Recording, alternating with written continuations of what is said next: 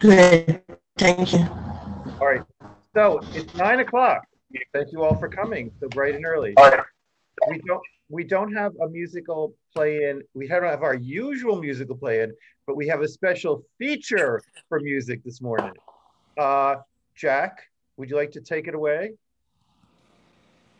Um, um, Are you this, ready? Do you need to warm up? Do you need some tea and honey? no, I did all that. It's an early hour. It's an early hour for vocals. um, this is Golda Lee's inspired offering, uh, which she, if you remember her discussion, was to the tune of O Come, O Come, Emmanuel.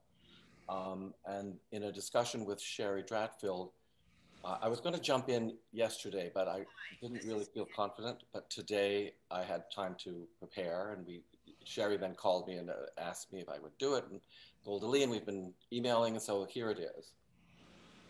I can do the is Yud Hey Vav Hey with us? Are we with Yud Hey Vav Hey?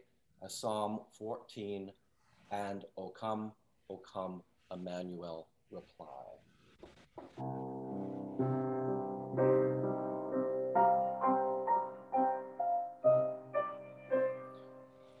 Come on, O Israel. You know there's no Emmanuel. On the commons everywhere. They're evil, your breath's only air. Recoil, recoil, Emmanuel shan't come to thee, O Israel. Not one who sees nor hears your kind, and patient flailing pious cries, nor one whose witness from above, save scoundrels who prey on fools' love. Recoil, recoil, Emmanuel, and come to thee, O Israel. Now come, O God, I feel you're there. Your love is real and melts despair. Though power overcome strife, our empowered active prayers unite. Rejoice, rejoice, Emmanuel is here with thee, we Israel.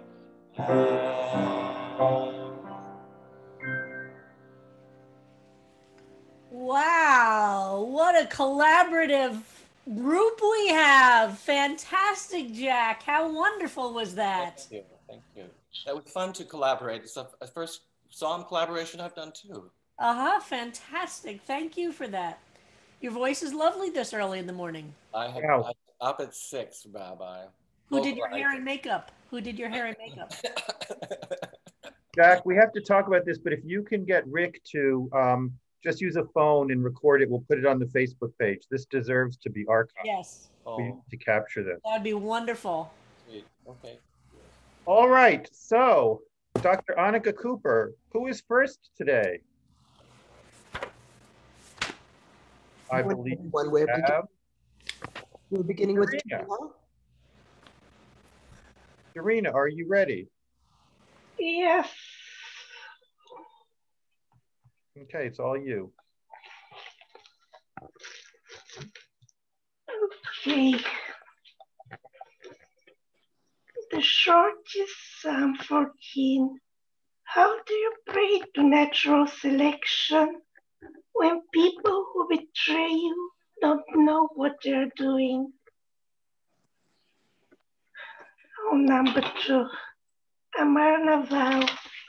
There is no pandemic, say the willfully ignorant. I shall do as I please. Don't try to oppress me. Suffocate me with masks. Poison me with vaccines. Not just in their hearts. They don't say it quietly. They inform the whole world of their precious opinion. They proclaim it on Facebook or wherever they can. We are lonely and scattered. We can't reach one another. We can't travel to meet up in the physical world. It's the same internet that connects us and drowns us in this flood of fake news and conspiracy theories where the voices of ignorance never shut up. Our fragile alliances are put to the test. Former friends become enemies. The quarrels are endless. There are conflicts of interest where there were none. How about the children? How about the teachers? I'm trying to cling to the hope of vaccines, but I know that I don't have enough time to wait. It's a matter of luck. Some of us will survive.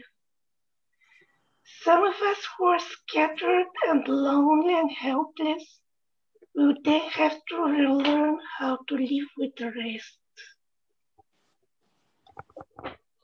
Wow, Darina. Speak to us a little bit. I think it's so powerful and such an expression of the moment we are in. No, the first one is self-evident, I think. I can't get people to believe that the virus is really dangerous. People who are around me, they just don't believe me. They believe somebody on TV or some fake news on the internet. And I'm never certain what will happen next, how much my family is safe, and how much I'm safe among them. And then for the second one, I was fascinated with that word naval that was translated so differently by different translator, what kind of person it was. Was it a fool? Is he ignorant or evil? And then it resonated with those people who are ignorant because they don't want to learn. And that's a huge problem now. The Bulgarian segment of Facebook has been a nightmare since the beginning of the pandemic. And not only Facebook, of course, but that's where most of us can still keep in touch. And that's what I reflected in my poem. For me, one of the interesting things that's coming out of this time, I've taught Psalms, and some of you have been in classes that I've taught over the course of the years, some many, many years ago.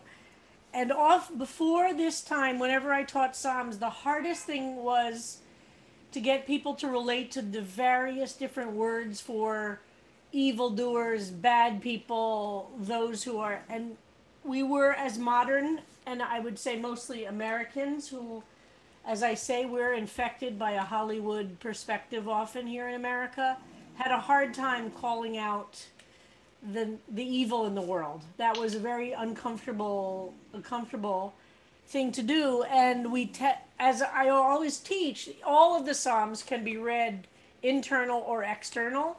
They don't have to be read one or the other, and they can often be read as both at the same time. And in the early years of my being at CBST, when I would teach the Psalms, people could only understand them if they saw it as internal. And what we have seen in the study of this class is that we have experienced, and I think Europeans have, I exclude Europeans from this because I think Europeans have experienced it in a way that Americans have been able to be somewhat ignorant of in a certain kind of way. But the exploration of what a naval is, and to start to have as the Hebrew, to have the Hebrew right there, a quote from the psalm itself, and then, as you say, to explore what is a naval. That's different than Ra and Rasha, evil. We have other words for evil and enemy, but I think it's very powerful. In the given the moment of time we're in, and Penny is growling over there, that willfully ignorant is such a powerful expression of our being infuriated with a class of people that it's not, we can't say evil, it's not quite that, or maybe it will lead to that, but so powerful, Darina. I think it really, really, really spectacular. Very powerful. Thank you. Thank you, Darina. And on to Peter Klein. Good morning. Thank you for posting this.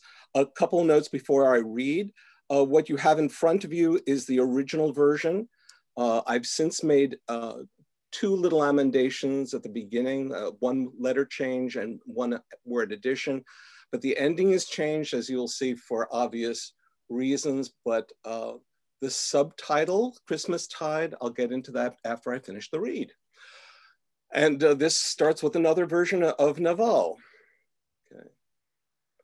Are we cannibals sitting at the Lord's table, staring down at faces so far down that we can't hear their whimpering or see God's light fading from their starving eyes? Are we exempt from judgments, free to amass, extract, extort, and then expunge all trace of our doings? And who's to see until the last, when all reckonings, all redemptions are set? Will he or she smite the world we created in our own image, or just withdraw, leaving deliverance to those who crawl towards a Jerusalem, while we, feral dogs, fanged and venomous, prowl its battlements?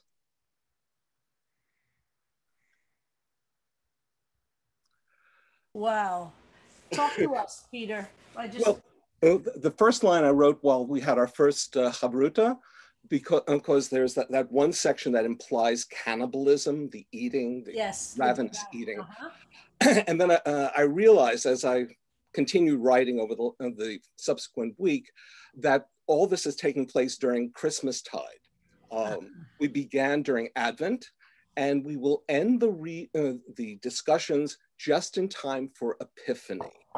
And when you have that context, there are various poets that always come back to me, William Blake for one, but more particularly, and obviously if you look at the last lines of the original version, Yeats and the Second Coming, which he wrote just about 100 years ago at the conclusion of World War I, with the complete upheaval of nations as they knew it, and during the epidemic of 1990, where he almost lost his wife. So in these catastrophes, it seems as though history repeats itself. I inserted a little note from a quote from W.B. Yeats, which seems so apropos of that person sitting in the White House currently. All empty souls tend towards extreme opinions. I mean, this is a horror story, but yeah. I feel sometimes I'm Gaia Bernstein's evil twin when I write these, because I take on the affect of the Naval. But you know, that's a beautiful image, actually, Peter.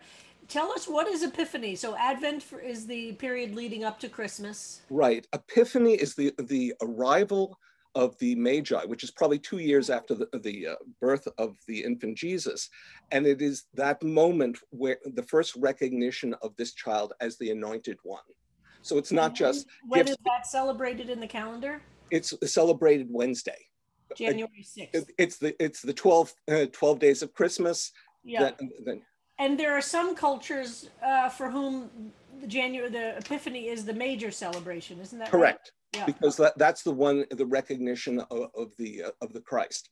So this fits in the context. But what was yet wonderful about Blake and Yeats was their ability to bring their political, spiritual, moral, and aesthetics all together in wonderful ways. And these two were foundational in modernist poetry, one after the other. So fantastic. I'm very humble, but you can see why I had to move away from What Rough Beasts, because that's such an obvious. Boy, does it express the moment of time we're in. Absolutely.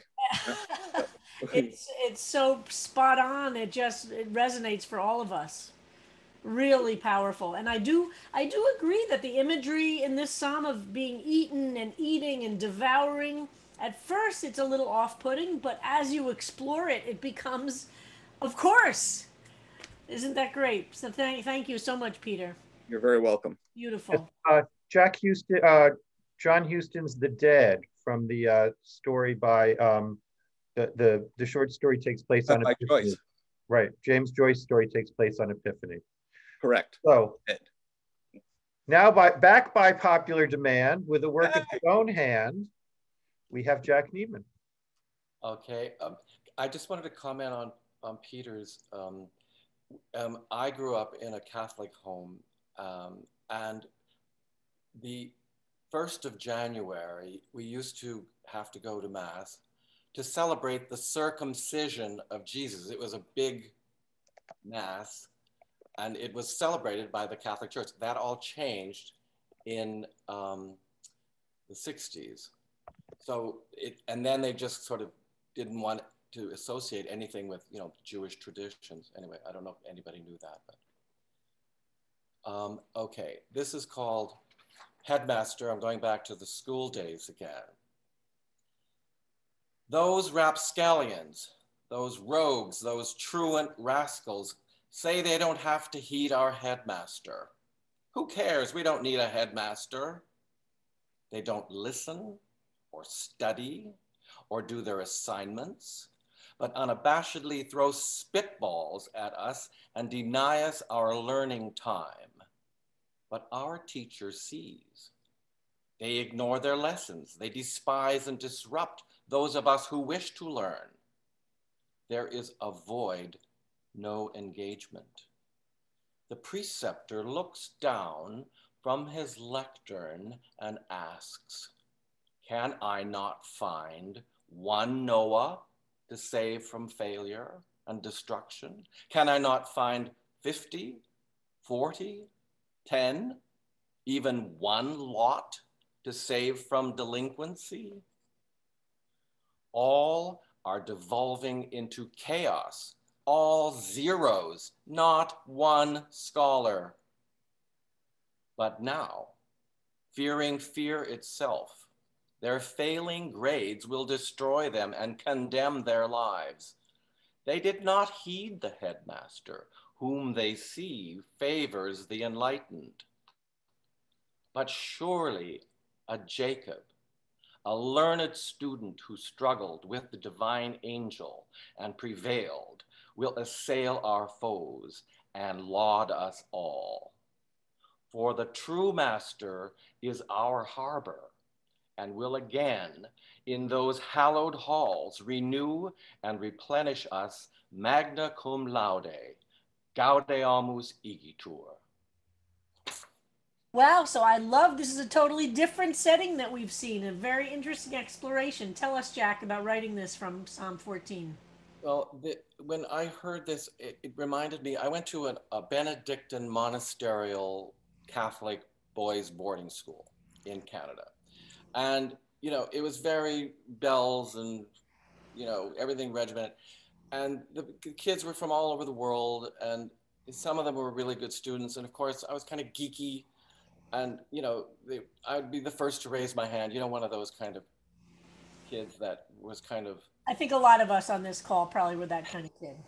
But the thing is, a lot of these other guys were like, throwing spitballs and flicking your ear, and they just weren't paying attention. And the teacher would turn around and he would look for that one student who was, And, you know, to be that one student is, you know, you're set yourself up for ridicule as well. So it reminded me of those, and I was wondering whatever happened to all those people. And so, you know, we have to listen, we have to pay attention, and we have to, you know, have hope to follow the headmaster. So, well, first of all, I just love this totally new setting, and to think about the Lamanatseach as a headmaster and a setting of school and a setting of bullies, and the bullies versus the rest of us who were geeky or a little weird or not quite the, and where did everybody turn is a great question. But I don't know the Latin of the, could you tell us how you, I know magna cum laude. What does the second phrase mean? Well, the interesting part, Gaude Amus is Gaude is rejoice. Say that again. And rejoice, Gaude, G-A-D-E, yes, Gaude, rejoice. Gaude Amus, to rejoice, and basically it's, it's a Latin translation of rejoice, basically. And also it goes back to Golda Lee's psalm, because when I grew up, we sang O Come, Emmanuel in Latin, and in the last line it's Gaude. When we say rejoice, rejoice, in Latin it's Gaude, Gaude, Emmanuel, nos cetur prote Israel. So that was a very familiar, I had already done this, but it was funny that she used related to the Latin. So and don't we love being a class of people who really care about Latin and Yeats and all of these things? Beautiful. You know, I didn't realize school was so impactful. You know, that first psalm I did with that tragic, you know, skipping with the girls. But this one too, it was like, you know, you can be reviled for paying attention, or or doing the wrong thing, or if you do the right thing, you can be reviled too. Yep. So it's very confusing when you're a teenager and a kid. Yep. And we didn't all have a school of all of us together. We were all separated we were little droplets in a sea of all these other kinds of people. Yep. Yeah, I was lucky because I went to an Orthodox yeshiva high school, and there learning, and also, you know, as a little lesbian teenager in the early 70s, by not being at all interested in boys, the teachers gave me a lot of public credit for being so religious that I looked really good, you know, and the little straight kids were getting caught making out underneath the stairwells and getting in trouble, but I never got caught doing that. So I had the luck of being the geeky kid, but in an environment where the teachers really appreciated me. But yeah, this is great, Jack. I love having you in the class. Thank you. Jack, I just have one question. Halls is intentional here? No, it's oh, good point. No, that was H-A-L-L. H-A-L-L-S. That was changed. Great. But that's a lovely pun. All right, I'm getting notes from Dr. Annika Cooper that we need to keep going. Okay, sorry. Yep, okay. Get through. So Ruth Plave. Okay. Living a life without God. Living a life without God is living life on a battlefield. Dark, desolate, pocked with craters, strewn with barbed wire. The dead hanging in bizarre and unnatural angles, mouths agape in an everlasting scream. Shelter is found in the mud, burrowing beneath the earth. Shells land above and about me. Dirt rains down until I cannot breathe. There is not even one of us worth saving, certainly not I. And we, all of us, will surely die, as surely as Adam and every human since. There is a dead body lying nearby. I pull off the helmet and mask. Is it someone I know? Someone made in the image of God? She looks serene, sleeping, but for the gray pallor of death. I look for a wound, but none is visible. Arms, legs intact, the heart motionless. I sit back and lean into the earth, coffee in hand, smoking a cigarette, the aroma of food wafting through the air, relieved to be alive, to fight another day. God, look down and see me, part fool, part scoundrel, part doer of good. Help me to stop the gunfire, to leave the battlefield behind. Grant me, in your mercy, a modicum of peace. Wow. Wow. Ruth, fabulous. Talk to us. Well, it's very interesting because this psalm I wrote almost in one session, except for the last stanza, which I struggled over.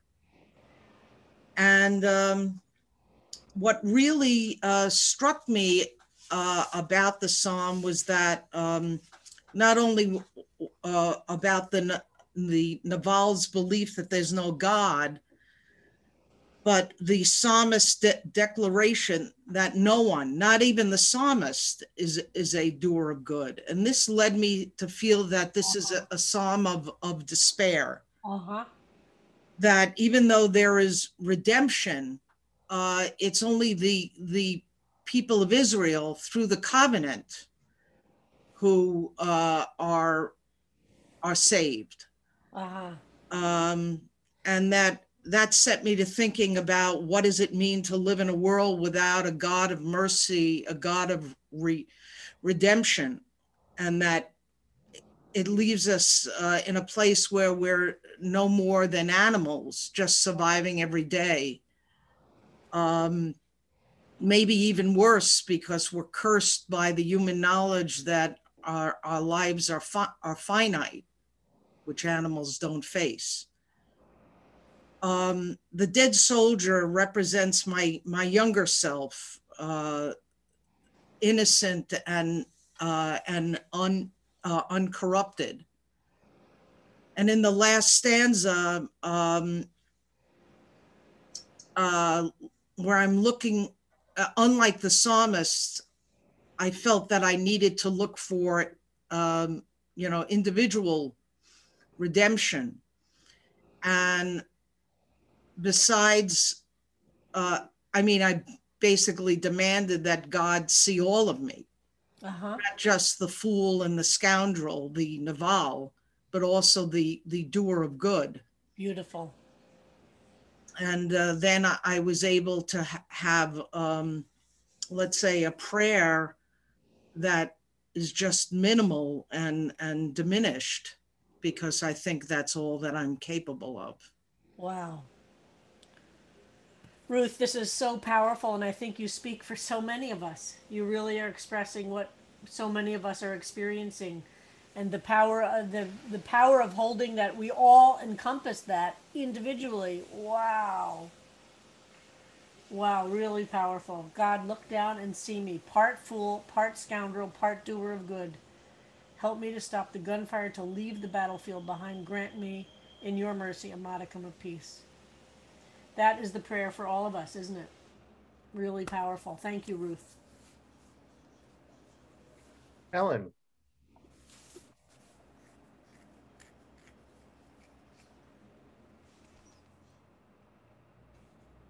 Ellen, I know you're here. Is Ellen Poster here? All right. Yes, here. Okay. Would you like to read your Ellen? Ellen, we know you're here. Would you unmute yourself and read your poem? All right, while we're connecting with Ellen, let's go to Monica. Okay. Rant after Psalm 14. There's no God and everybody sucks, says the loudmouth windbags, and hate to say it, but you know they've got a point. Even Mother Teresa was supposedly a bitch to work with. Those goody-good, no-gluten vegans drove the price of quinoa too high for Bolivians who invented it. Tofu nuts congratulating themselves on how humane their tofu meat was turned Amazon rainforest into soy plantation. It's getting hotter. No one sees the whole picture. Should we bring God back in? Claim he'll save the poor, he's on the side of them? Somebody's gotta. Devoured and devourer. Watch me crack lobster, dip in butter. Fave trafe, says Eve. But come, low me hereafter, I'll be fodder for earthworms.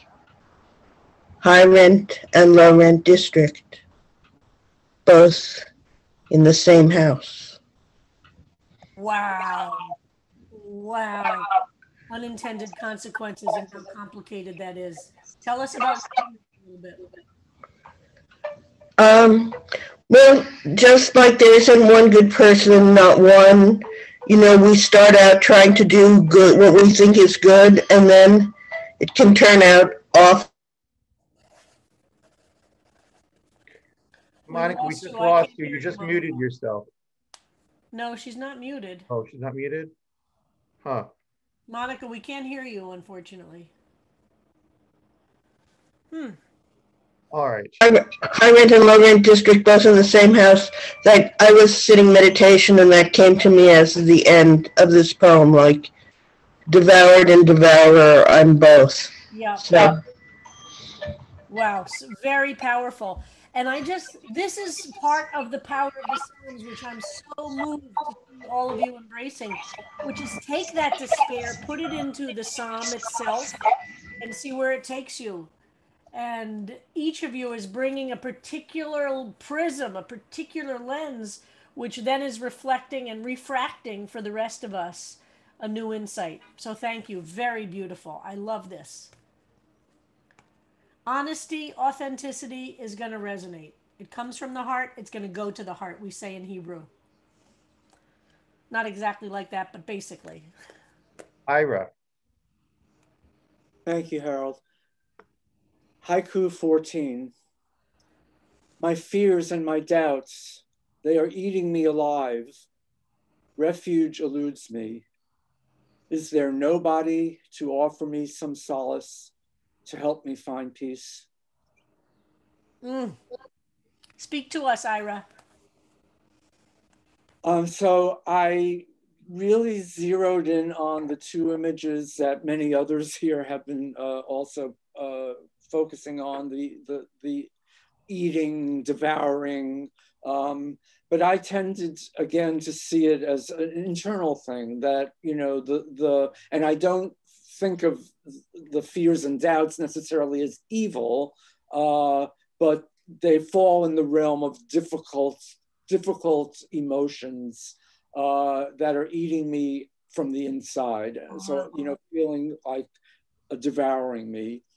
And the refuge that the psalmist talked about, I think in the last verse of the original psalm, that refuge is not here for me.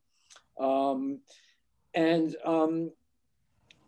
just sort of went back to the earlier basic goal, I guess, in writing these haikus, of not trying to capture every single thing in the psalm, but just zeroing in on the one or two ideas that really spoke to me the loudest and the most. And so this is what came out of that. Perfect. And that is a completely legitimate, and that's why I'm glad you do it, to show that one can just do that, as we've shown you with composers, and really do that all the time. They'll pick a phrase, 3 words, and create a whole musical composition around that. So what you're doing is completely in good Jewish tradition, and we love that you do it. By the way, folks, it might be interesting. What I do when we do these personal offerings, I always have in front of me one of the basic Hebrew English versions of the psalm, because part of the interest is to see how each of you plays with different things, and I encourage you to do that as well. It's not because we're looking to see did you do it exactly, but it's actually you get to see what got to somebody. And I love how in these very few words, listen, I think you're expressing how many of us, my fears and my doubts, they are eating me alive. Refuge eludes me. Boy, that sums up how it feels. But we also know that that's the feeling or the moment we're in, and the ability to have a spiritual life is to be able to live in that moment and know there will be other moments. And that's the most difficult thing, right? To remember when you're in the middle of this haiku, can you remember where there will be moments of refuge? And that's the struggle. Is there nobody to offer me some solace to help me find peace? Really beautiful. Beautiful, Ira. Thank you.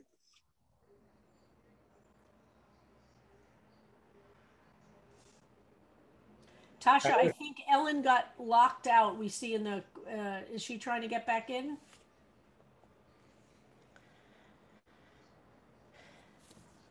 Well, while we're Okay, thanks, checking, Tosh. while we're Okay. going outside on the front step to see if Ellen is there, Alice Sales, are you with us? Harold, you are so funny, Harold. We know. Alice Sales. Yes, I'm with you. Okay. And I've Hi, never Alice. done this before, so if my voice Welcome. is We're so happy. shaking, Most people in the class have never written before, so you're okay, if my voice is shaking, you'll forgive me. absolutely. The fool says in his heart, I know God. He fights anyone who is different, who doesn't believe in his God. Crusades, battles, wars, fear divides us. Jews know Arabs will destroy them. Arabs know the destroyer is Israel. Where is the meaning? God looks down and sees us fight. Our practices are vile. No one does good. We destroy, we humiliate, we are not wise. But also, we try to do good, to understand. We all seek the meaning. Moses, Jesus, Krishna, Buddha, Muhammad, Confucius, Allah, mystics, idolaters, quantum theorists, space explorers, scientists with their microscopes. We are all searching. God, whoever, wherever you are, help us look to the trees, to the birds, to all God's world. Help us be rescued so that all can delight, all rejoice, all can find peace. Wow, Alice, fantastic. And Mazel Tov on your first one. This is really and totally a new insight to say that the fool isn't the one that says there is no God. There is a fool that is totally confident that there is one. And look what happens to people who are overly confident about knowing God and knowing what God wants. Fantastic take on this. Fantastic. Thank you. Tell us a little bit about writing it. Well, when I read it, and I think I read the Levy one, the fool says in his heart, there is no God. And as soon as I read that, I thought, that's me. I'm that fool, and I'm not a fool, but am I a fool? I got very defensive and angry, and I've never written anything. And it was very early in the morning. I was having my coffee at about 5 in the morning, and I thought, well, I have nothing better to do. I'm just going to write down why I'm so annoyed by this poem. So maybe it was emotional, but everything bothered me. It upset me. It upset me that the psalmist feels that you have to know God in order to do right, in order to be good.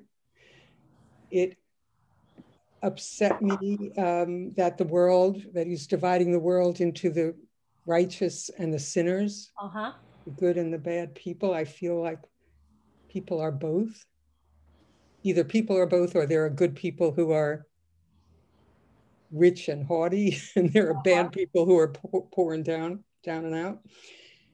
And also the assumption that the Jewish God or the Hebrew God Mm-hmm. is the only God that will lead to righteousness. Uh-huh. So all of that was a jumble for me, and I tried to get a little order out of my thoughts by looking at the Psalm. Mm-hmm. I don't know if I did it in order, but that helped me, gave me a little Uh-huh. structure. Well, as I often say, is reactions to the Psalms can be extremely negative, and they inspire us to find if you're having a powerful response, it's because there's some truth there that you're trying to get out of yourself. You know what I mean? You're getting to it. So fantastic. A psalm sometimes can play this role where it inspires you to really think about, well, what do you mean by it? And you're seeing it kind of negative, positive, like as a photograph, and you're lifting out something entirely new from it, which is beautiful. And I mean, you're I felt negative. I felt angry, but I thought, well, what do I believe? exactly so fantastic, fantastic. And trying to get to that, that's the question of grappling with a text that's 2,500 years old, is how do we get to something of meaning for us? And it's not always about the original meaning of the psalmist. That is important to play with, and we struggle with the language because that's how we get to some place of depth. It doesn't mean that's where we stay. And that's why these are personal offerings, and that's why I try and show a range of responses so that you can see yours is completely legitimate, and I hope you keep writing. Fantastic. Fantastic. Rabbi, do you think we have a Shechechianu for Alice for her first time? Yes, I think we should all say Shechianu together. I'll say it on everybody's behalf, and then everybody can say Amen. Okay. Which is what we say when we do something new. We should do this every time there's a new reader. Good idea, Harold. Baruch atah Adonai Eloheinu melech haolam shechianu v'kiyamanu v'higianu lazman hazeh. Amen. Amen. We are grateful Amen. to the moment. Thank you so much. To be alive, to be able to experience Alice's first writing. Thank you very, very much. Thank you, I'm Alice. really touched. Thank you. Okay, Sarah Siegel, I think. Sarah Siegel. Here we go. More than a stone's throw from thrown stones, or Now versus Then. Another song of David with a band leader playing Toto Coelho's 1982 hit, I Eat Cannibals. Psalm 14 is nearly totally judgmental. It reminds me of three stories, two that I wish ended differently, and a third that I hope ends positively. Number one, you what?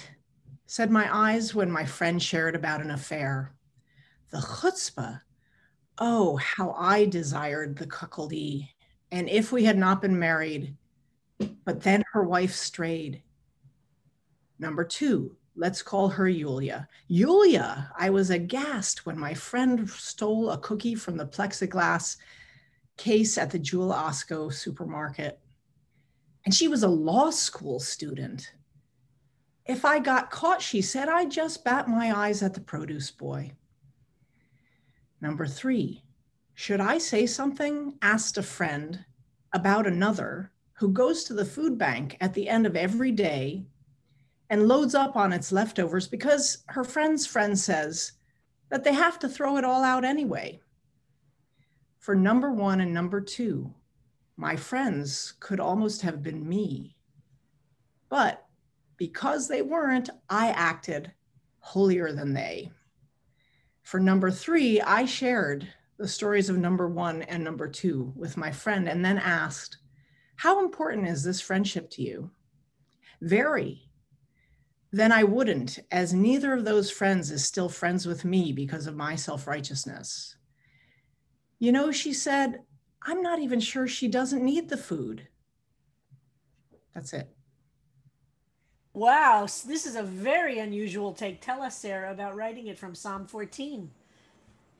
Okay, so I can never resist when there's an intro with a band leader or a DJ or whatever. And this song, I Eat Cannibals, it's I don't know the song. aligned. It doesn't matter. I mean, you can get it from the title. That's yeah. You know, it's related to this whole thing of people eating people. And then I couldn't sustain that. I was like, I have nowhere to go with this because I was so annoyed with the narrator. I zeroed in on the narrator here, not the object of what they were narrating about. I thought this narrator is so judgmental. And I know in class, a lot of people suggested, oh, they're including themselves in the, no one is good. I didn't buy that. I thought they were just like standing there judging. And so I thought about time and I was like, that is really bugging me. And then I realized because I'm judgmental and because I fight being judgmental. And so those first two stories really were like times that I had been ultra self-righteous. And it could have been me as the affair doer in another, terrible time. It never has been, thank God. Could have been me stealing a cookie if everything were different. It could have been. And so then just over the weekend, and I was struggling to finish this, I've never taken so long to write one. And just over the weekend, a friend was like saying, I have a moral dilemma. A friend of mine keeps going to the food bank. And then it turned out when she really thought about it, she wasn't even sure that the friend didn't need the food. And so anyway, this is where it went. Well, so creative. And I really love the way you really try to go into the Psalms from your own life in a really meaningful way. So I love, and I think this should show folks the form can be really vastly different than anything you've done or other people do. And I really love this, Sarah. Thank you. How are we doing, Annika, on our... We're good. We have Shep, and then we go back to Ellen Poster, and we have completed. So Shep, you're sure we can't get you to read on your own? I know you've got a voice.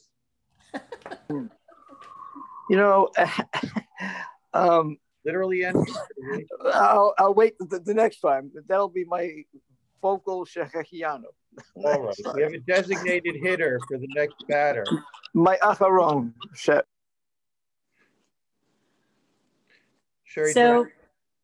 So I'm encouraging Shep too, and maybe next time he actually will. This time I'm channeling Shep. God looks down upon his creation, humanity, and hears them deny Adonai's very existence.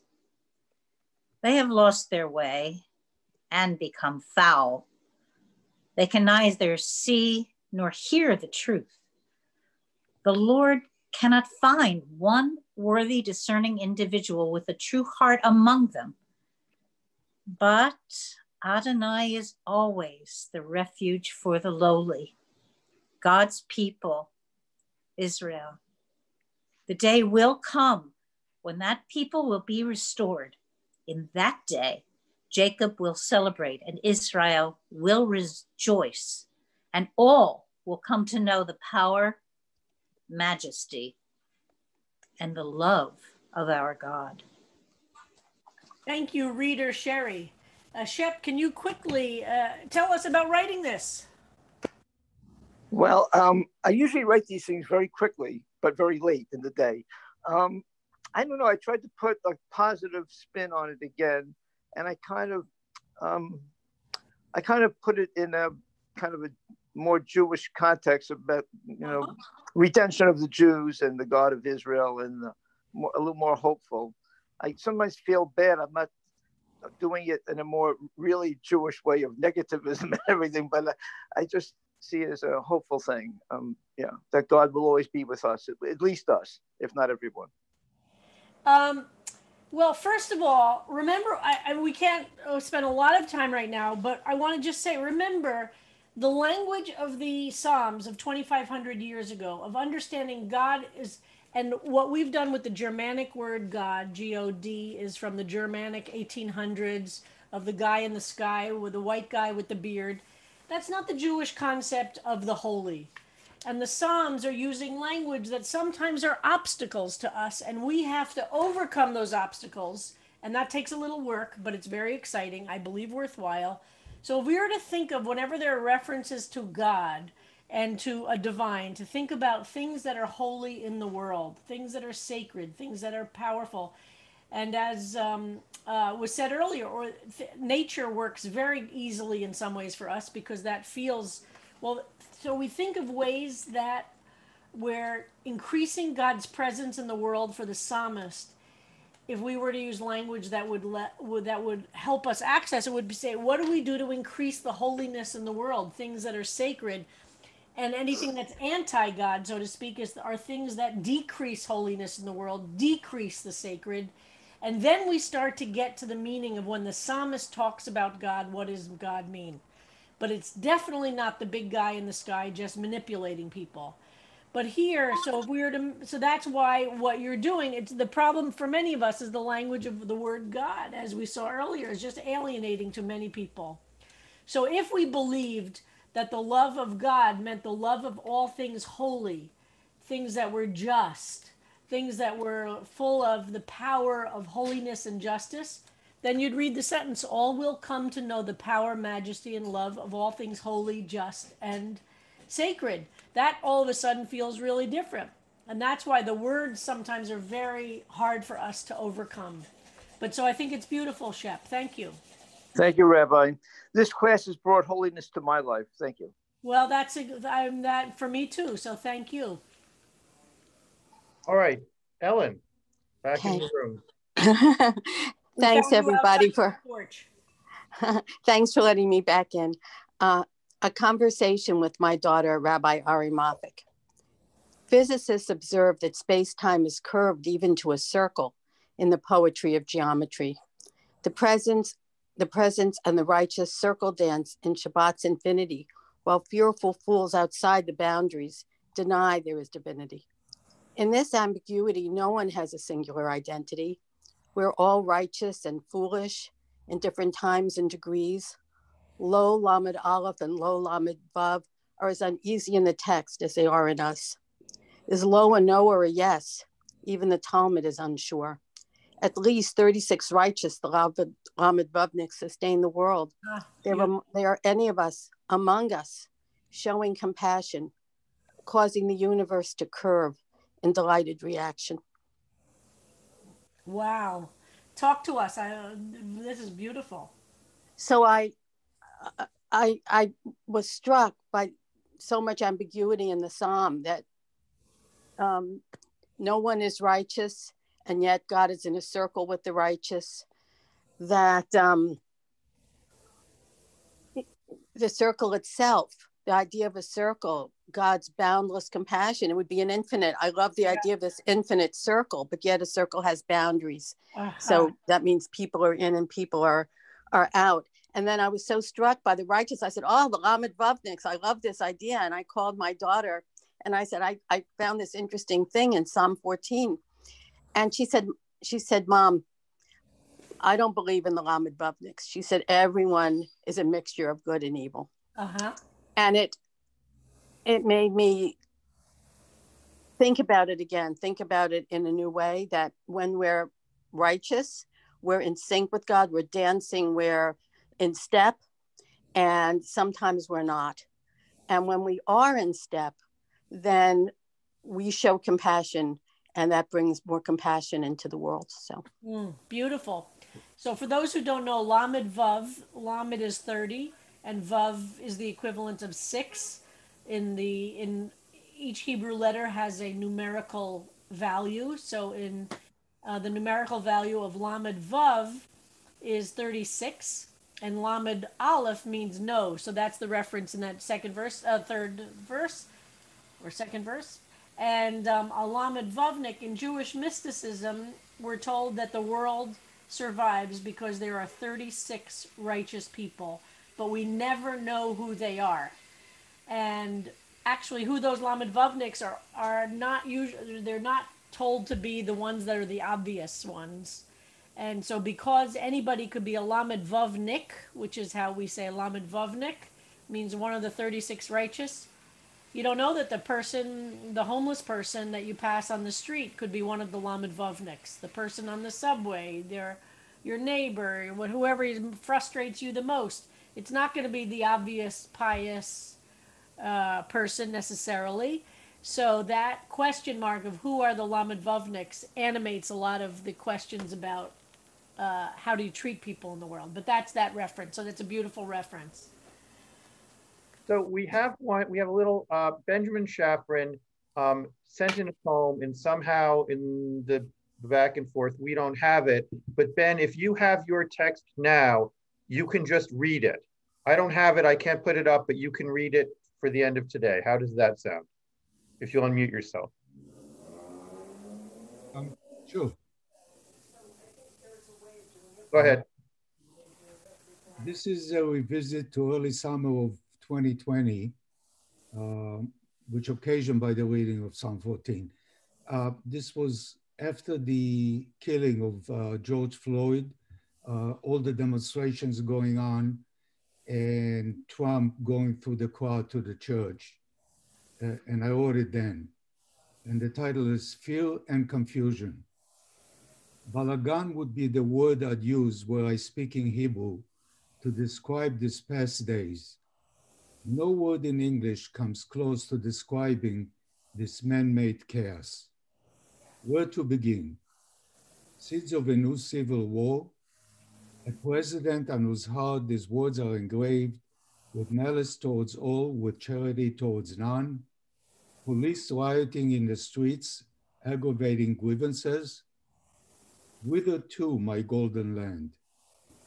And on a personal level, fighting the big one with multitude of chemicals to throw nature off her kilter and praying to bend her aim. Concentration, impossible. Prioritizing, useless. Fog and confusion and deep-seated fear. Wow. This, the first reading of Psalm 4 brought me right back to this.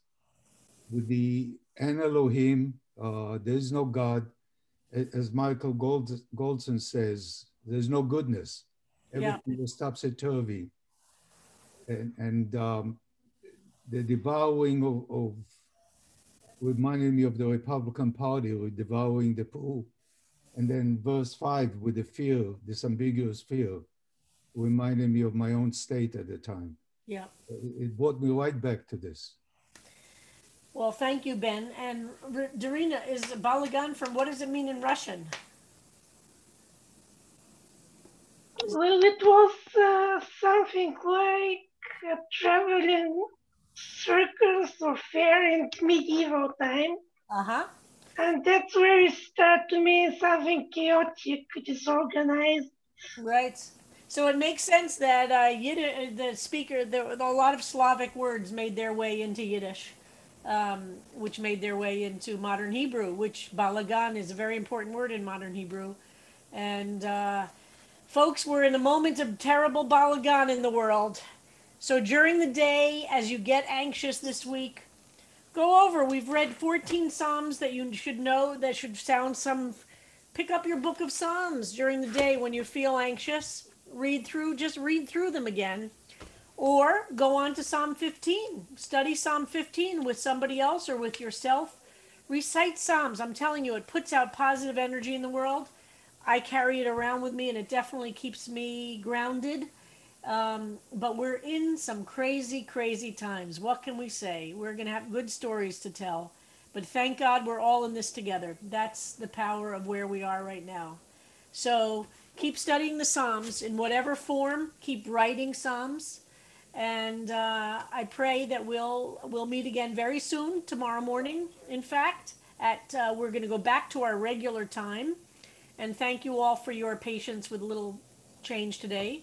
And Friday night at services, which will be a very interesting service given all the things happening this week. And just a quick housekeeping moment. Thank you, Rabbi, and thank you everyone for being so flexible. And we made this work, all the offerings in 2 days. Tomorrow we will, as the Rabbi said, start 15. We will start with in Chevruta. Ira has some fascinating play-ins and play-outs for us tomorrow. I did email everyone the information on the Siddurim that they requested. We are in stock. It's instructions on how to do it. As the Rabbi says, there is no substitute for having the real book in front of you. I put a very strongly worded disclaimer about the PDFs. So let's get everybody the Siddurim. And Patrice tells me that the recording of the Learner's Minyan will be up on YouTube shortly, and we will have a link to it that goes into the Facebook page. And I've just sent Harold the link for the. Yeah, let me put that right Why don't now. you put it on the Facebook page? I will do that, Rabbi. For the interview with Blanche Wiesen Cook about Eleanor Roosevelt that our member, CBST member Tanya Domi did. Wonderful to listen to. And there was one other announcement which I've now forgotten. Okay, there you go. It's gone, folks, but maybe it'll come back at 3 o'clock in the morning and I'll put it up on. Just let me know and I will get it to the group. And Sarah, you have your hand up for a quick question. And Annika, thank you so much for all that you're doing to make sure these Psalms are getting out, and it's fantastic. What a great team we have, everybody. Thank you. Thank you very Sarah much. has a question. And so I know with the Sidurim, we're not supposed to print them out because they contain the name of God. Is the same true for the Psalms? Because I have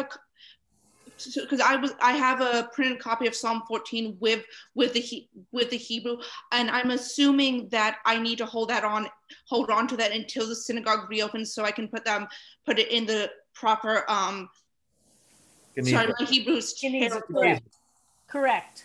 Okay. And if anybody's confused, write to Tasha about the Sidurim, and we do have a fund to help people who can't afford them to get it even for free. If you can afford it, of course, that's a great help so that we can reserve the money for people who can't. But if you can't, don't hesitate to say that. We're happy. We've created a fund to make sure everybody can get one who can't afford it. Everybody, and if you can just afford a little bit, fantastic. But we really want people to have all the Sidurim so that they can participate Friday night and Shabbat morning with a Sidur, and same thing. Okay, and same thing with the Psalms books. All right, everybody, have a great day. We're going to close the room now, folks. Thank you, everybody. See you tomorrow morning. Thank you. Bye now. Thank you.